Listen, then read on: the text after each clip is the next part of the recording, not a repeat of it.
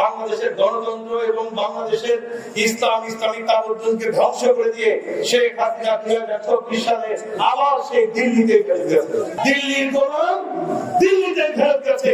খনি হাসিনার আওয়ামী লীগের ইতিহাস বেসিক্যালি একটি হত্যার ইতিহাস। বাংলাদেশের মাটিতে আওয়ামী লীগের রাজনীতি করার কোনো অধিকার নাই। আমরা 70-70 বছর খনি শেখ হাসিনার জালিমের জুলুমের নির্দেশনে নিষ্কাশিত ছিলাম। খনি হাসিনা গত 17 বছর বাংলাদেশ এবং বাংলাদেশের গণতন্ত্রকে ধ্বংস করেছে, বাংলাদেশের সাংবিধানিক সকল প্রতিষ্ঠানকে ধ্বংস করেছে। বাংলাদেশ জামাত ইসলামী গত 17 বছর সকল জুলুম নির্যাতন অত্যাচার যে জুলুম ফাঁসিস হয়ে বাংলাদেশের জনগণকে শেখ হাসিনার জুলুমের বিষয়ে সচেতন করেছে, আন্দোলন করেছে, সংগ্রাম করেছে। 2006 সালের 28 ফেব্রুয়ারি খনি হাসিনার নির্দেশে লৌকিক পরীক্ষা নিয়ে ঢাকার রাজপথে যেভাবে মানুষকে সাপের মতো পিটিয়ে হত্যা করেছিল, শুধু হত্যা করেই ক্ষান্ত হয়নি, তারা মৃত লাশের পরে তারা মৃত্যু করেছিল। আমি সেই সমস্ত শহীদের আজকে স্মরণ করছি। খনি হাসিনার আওয়ামী লীগের ইতিহাস বেসিক্যালি একটি হত্যার ইতিহাস। তারা পাকিস্তান প্রাদেশিক পরিষদে স্পিকার শাহেদ আলীকে পিটিয়ে হত্যা করেছিল। আন্দোলনের নামে ঢাকার সেরাটন হোটেলের সামনে তারা ক্রান্ত দিয়ে 113 জন মানুষকে পুড়িয়ে হত্যা করেছে।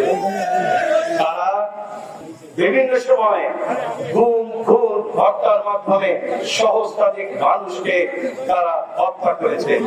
1981 সালে শেখ হাসিনা ভারতের দিল্লি থেকে বাংলাদেশে এসেছিল বাংলাদেশের ষড়যন্ত্র করার এক মিশন নিয়ে। মজার কথা হলো তার সকল ষড়যন্ত্র বাস্তবায়ন করে বাংলাদেশের গণতন্ত্র এবং বাংলাদেশের ইসলামী তাবুদ্দুনকে ধ্বংস করে দিয়ে শেখ হাসিনা 2024 সালে আবার সেই দিল্লিতে ফেরত গেছে। দিল্লির গোলাম দিল্লিতে ফেরত গেছে। আল্লাহ তাআলা বলেছিলেন, বেশি বাড়াবাড়ি করো না, সময় আসবে এমন ইন্দ্রের রক্ত খুঁজে পাওয়ার জন্য।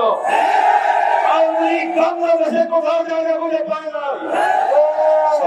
তাদের প্রভু ভারতের দেশে যারা আশ্রয় নিয়েছে, আওয়ামী লীগ মানেই যে ভারতের দল, এটা প্রমাণিত। আমাদের একজন সাক্ষীকে তারা আমাদের কোর্ট প্রাঙ্গণ থেকে তুলে নিয়ে গিয়েছিল, তাকেও পাওয়া গিয়েছিল ভারতে।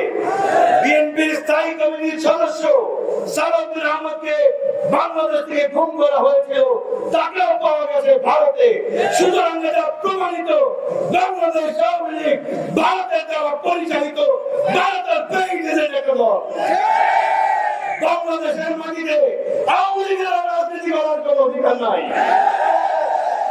আমরা খনি হাসিনার নির্দেশে আমাদের শহীদ নেতৃবৃন্দের হত্যার বিচার চাই।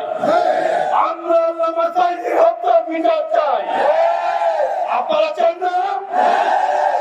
আমরা 2014, 2018, 2024 আমাদের মৌলিক অধিকার, ভোটের যে অধিকার, আমরা সেই ভোটের অধিকার থেকে বঞ্চিত ছিলাম, আমাদের ভোট দিতে দেওয়া হয়নি।